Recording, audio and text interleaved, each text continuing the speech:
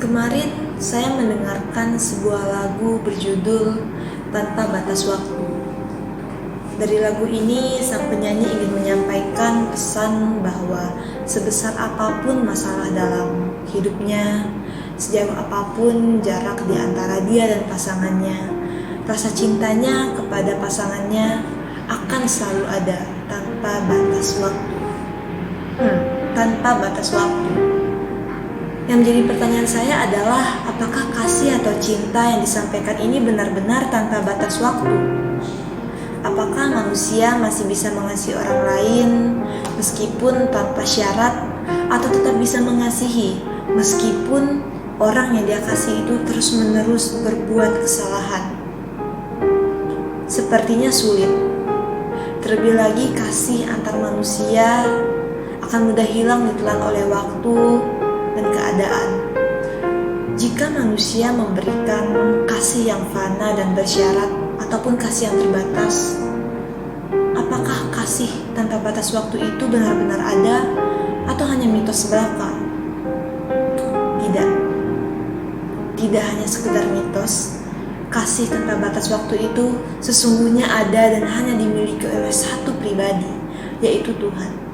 Mari kita lihat bersama di Ratapan Pasal 3, 22-23. Tak berkesudahan kasih setia Tuhan, tak habis-habisnya rahmat-Nya, selalu baru tiap pagi, besar kesetiaan-Mu.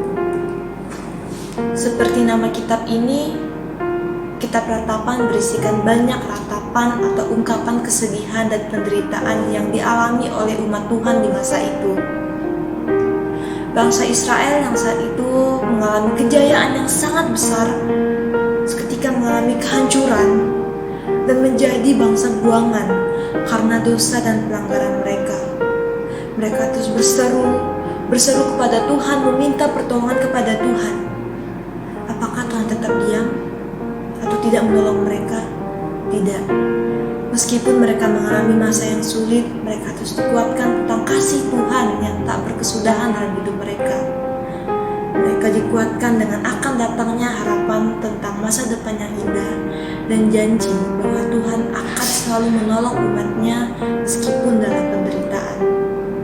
Mereka terus diingatkan bahwa penderitaan yang mereka alami bukanlah bencana yang akan terus berlangsung, tetapi bencana ini akan segera berakhir. Dan dalam momen ini mental dan iman mereka diuji serta dibentuk untuk menjadi lebih kuat lagi dalam Tuhan. Kasih Tuhan tetap beserta mereka meskipun dalam keadaan yang sangat sulit, dan tangannya tidak tinggal diam. Kasih itu akan terus ada dan terus menolong mereka sampai selama-lamanya. Bapak Ibu Saudara, seringkali kita juga mengalami masa yang sulit seperti yang dialami oleh bangsa Israel. Bahkan di masa sulit itu sangat sulit bagi kita untuk merasa dikasihi ataupun untuk mengasihi orang lain karena keadaan kita yang sangat sulit itu. Bahkan kita tidak percaya akan kasih.